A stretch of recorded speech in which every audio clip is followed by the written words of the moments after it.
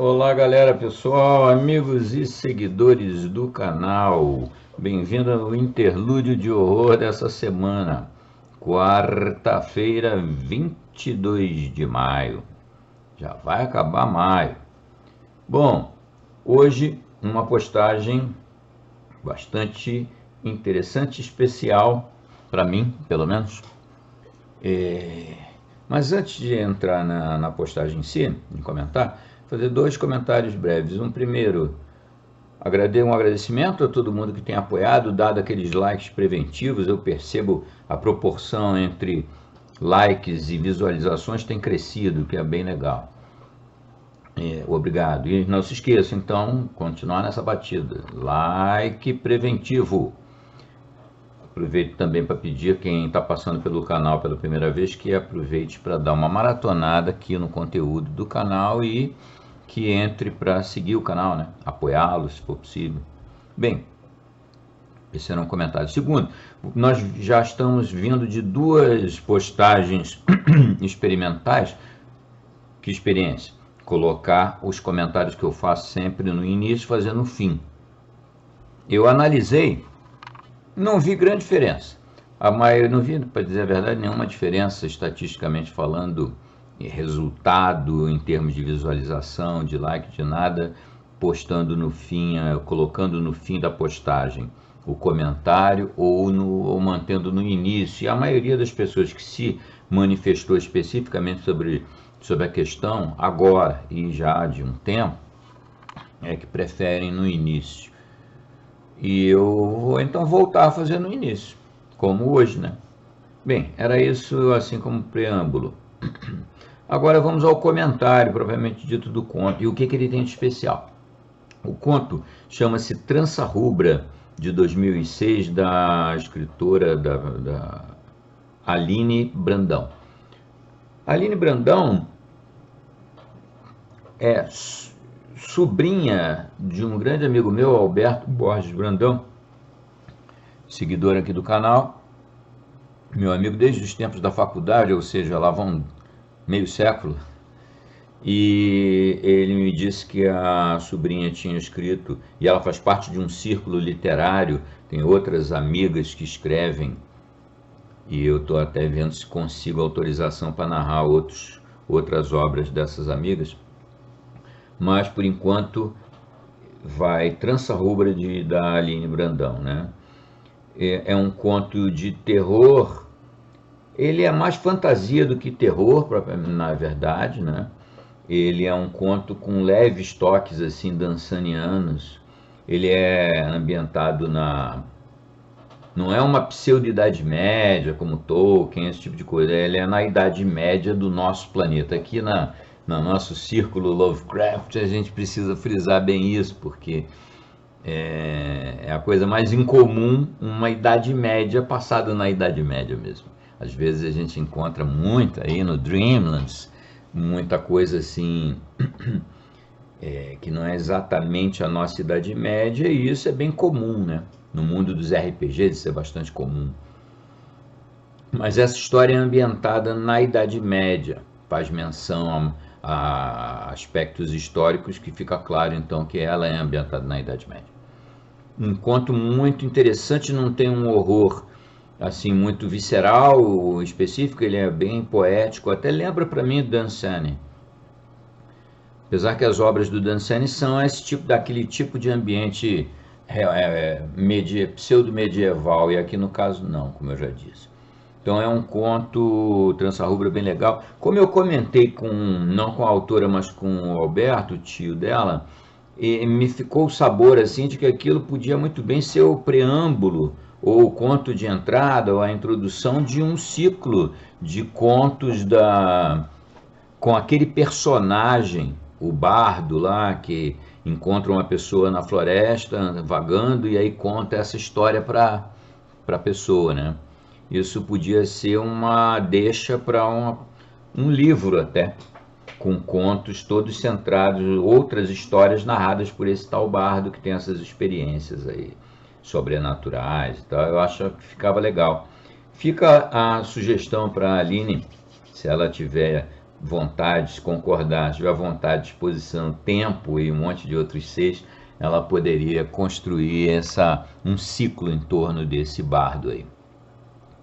Um alaudista, né? Um luteísta. Assim como o tio dela, né? O Alberto. O Alberto, ele toca não só alaúde, como muitos outros instrumentos antigos, né? Instrumentos renascentistas, a maior parte deles. Inclusive, é um detalhe, eu botei como trilha sonora aquele fundo sonoro baixinho por trás da narração, uma interpretação ao alaúde do Alberto, do tio dela.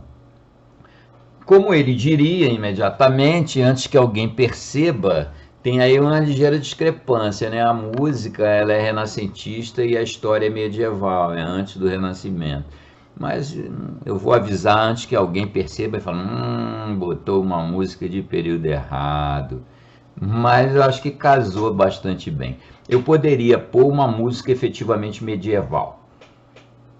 Eu poderia até nem pôr fundo sonoro nenhum. Eu poderia ter posto então uma música medieval, mas eu achei mais interessante, talvez como homenagem para os dois, né, para ela e para ele, para a autora e para o tio, meu amigo, eu botar uma música executada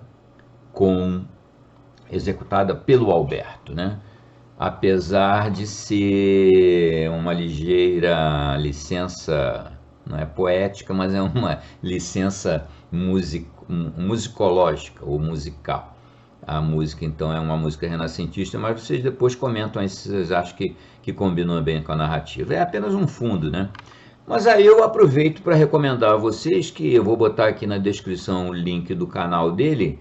Ele tem uma série de interpretações para quem gosta de música renascentista, música antiga, instrumentos como alaúdes, tiorbas e outros mais instrumentos antigos. É de fato muito bonito, muito bacana. Quem nunca teve a experiência de ouvir essas interpretações, o lugar é o canal do Alberto mesmo, Alberto Luther. Ele é um artista realmente relevante.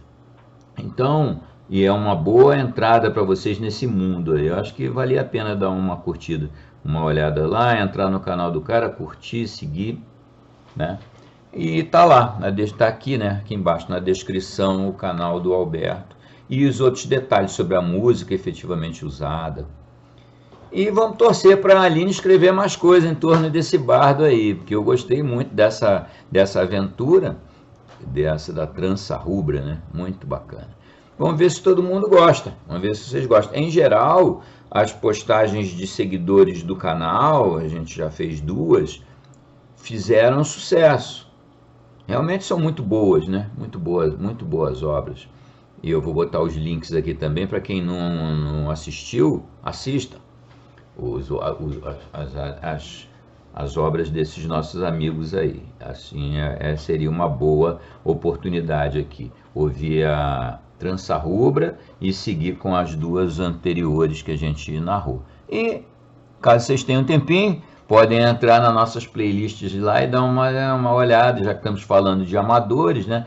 Vamos dar uma olhada nas minhas narrações das minhas próprias obras. Tem diversas playlists aí. Eu vou botar os links aqui, pelo menos de 2 que correspondem a livros meus que foram já publicados, né? Muitas dessas histórias já foram narradas aqui, vocês não custam dar uma espiadinha lá nas playlists e dar uma força aqui pro amigo. Mas é isso aí, vocês curtam a Trança Rubra de Aline Brandão 2006 e curtam também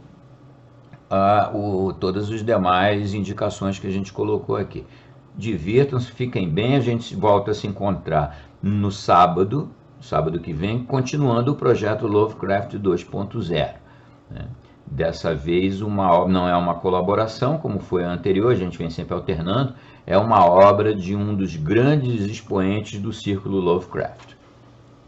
Nem vou dar a pista, é uma obra de Frank Belknap Long. A gente já tinha postado deles anteriormente, aquela obra, vocês lembram, compartilhada por 6 autores, um dos quais o Lovecraft, cada um deles escreveu um capítulo, uma experiência bem legal. Um deles, o Frank Frank Belknap Long, que vai ser o nosso convidado do Sábado Lovecraft agora, né? E vamos lá. Abraço a todo mundo, saudações, fiquem bem. Em tempo, eu esqueci uma coisa muito importante. Quando o material do Trança Rubra me foi enviado para narrar, veio também um soneto da Aline Brandão, um soneto que eu achei bem legal, né? E eu resolvi colocar como um bônus ao final. Não tem nada a ver com o conto, né? Mas tem tudo a ver. Eu achei muito interessante. Chama-se Soneto à Dama da Serra.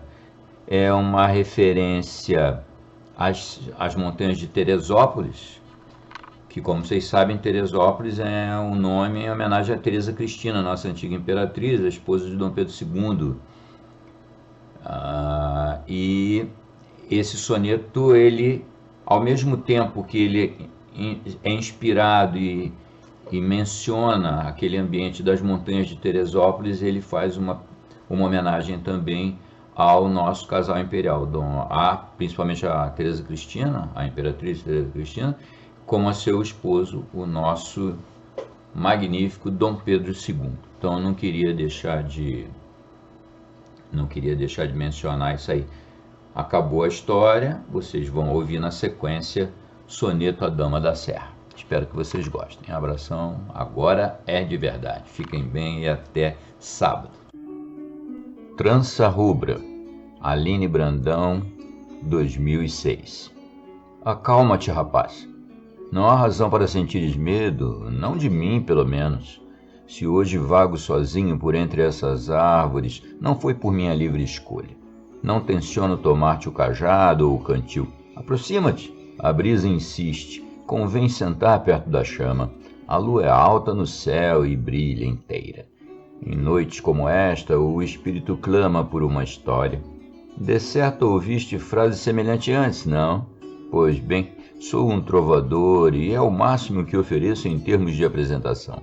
A floresta que nos rodeia tem os ouvidos do demônio, e o nome que fora há muito associado a mim já está suficientemente carregado de danação. Mas esquece essas tolices e deixa-me contar um caso, para tu mesmo então tirares dele o sentido que quiseres. Afirmo perante os olhos de Deus que esta história de fato ocorreu, mas, logicamente, tens todo o direito de tomá-la por anedota de um insano menestrel. Aconteceu há muito. O cheiro das folhas apagou a data precisa. Acredito que conheças por nome o senhor destas terras a oeste. É teu amo? Tanto mais claro. Eu seguia para lá, vindo do norte. A senhora daquelas paragens fizera o capricho de ignorar o som do meu alaúde. Vinha acompanhado por um meu companheiro, este sim ladrão dos piores, mas de muito boa conversa. Desviamos nosso caminho em noite de tempestade e com isso demos aos portões do castelo na outra ponte da floresta em que agora estamos. Atendeu-nos a própria senhora. Estranhei a ausência do castelão, mas meu colega, muito interessado em suas vergonhosas atividades, pareceu satisfeito.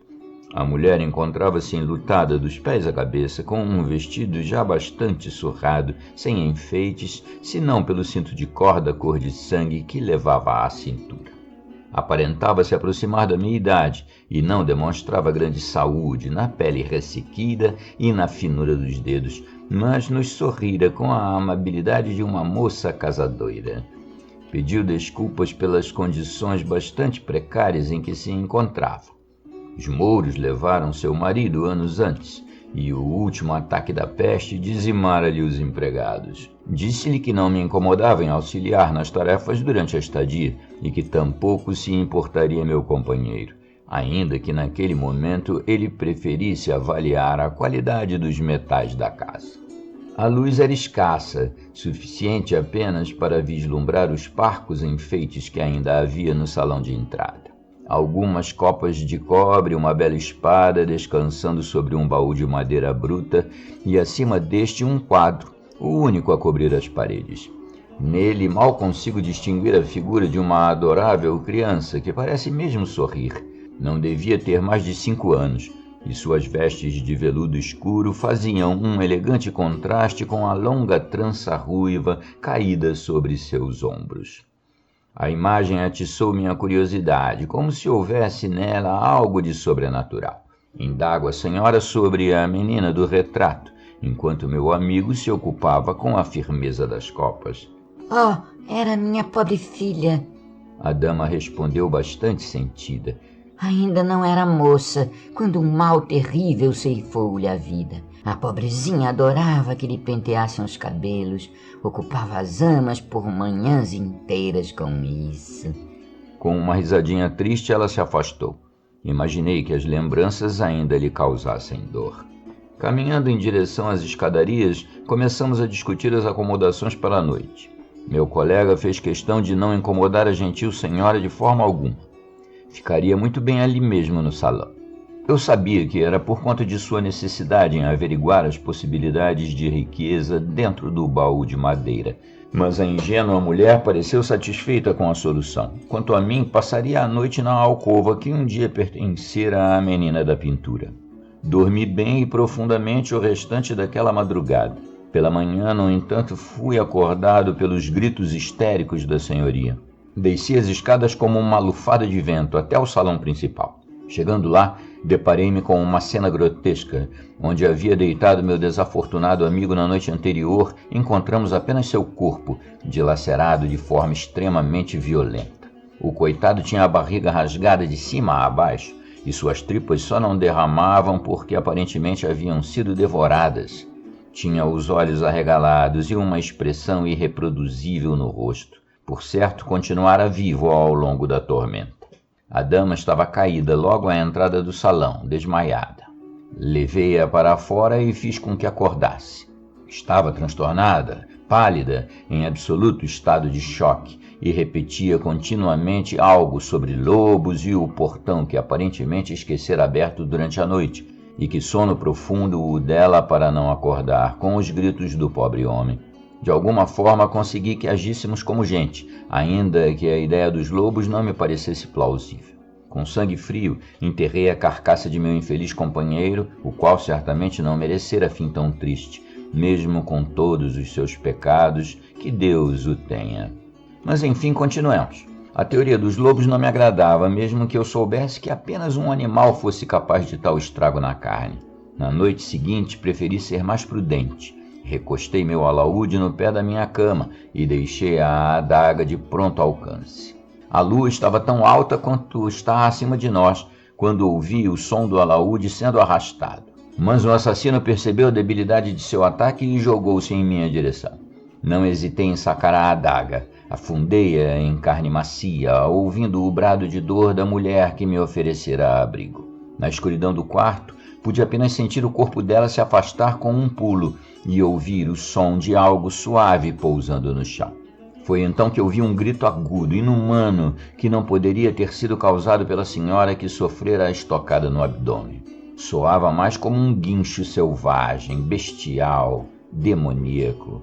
Neste momento, enquanto eu ainda me recuperava do estupor, o vento norte brincou com as cortinas da janela, deixando que um lampejo de luz invadisse o recinto. O que vi, meu caro, e que jamais fui capaz de apagar de minha mente, era a coisa mais horrível que um homem jamais poderá ver em toda a sua mísera vida.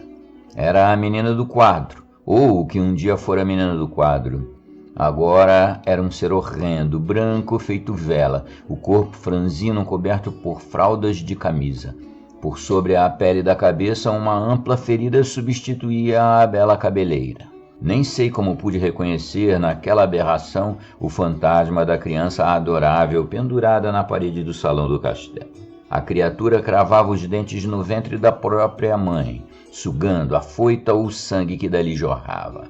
A mulher batia os braços e as pernas a esmo, agonizando em espasmos, até que desfaleceu, enquanto o pequeno diabo lhe esgarçava a ferida com as presas. À frente desta cena infernal encontrava-se estendido o item que eu ouvira cair. Ao golpear a mulher com a adaga, a acertar em cheio o fecho que prendia às pontas do cinto de corda.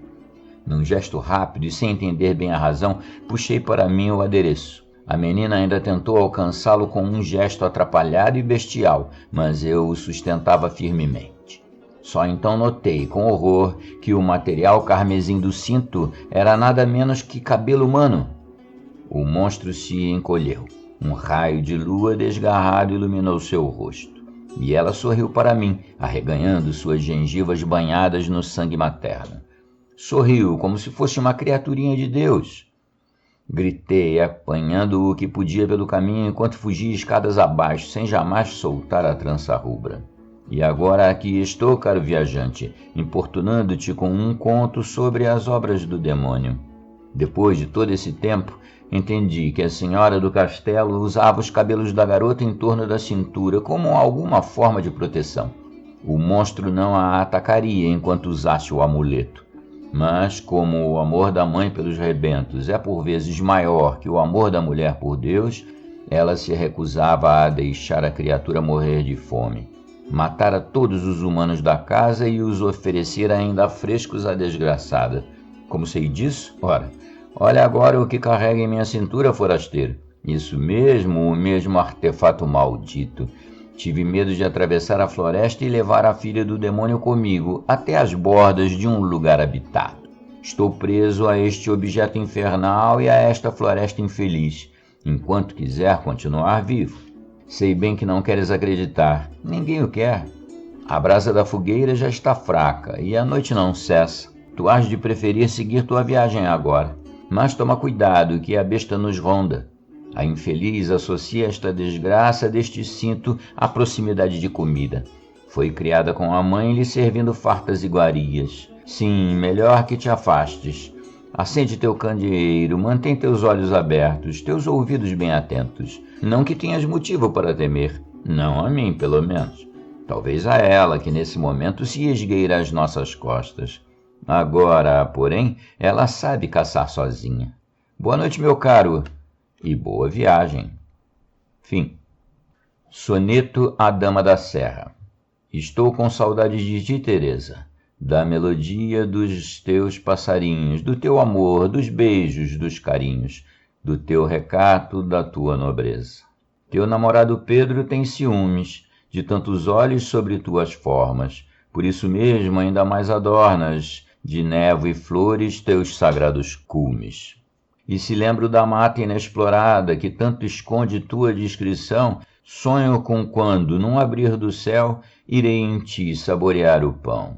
Irei em ti bebericar o mel. Irei de ti fazer minha pousada.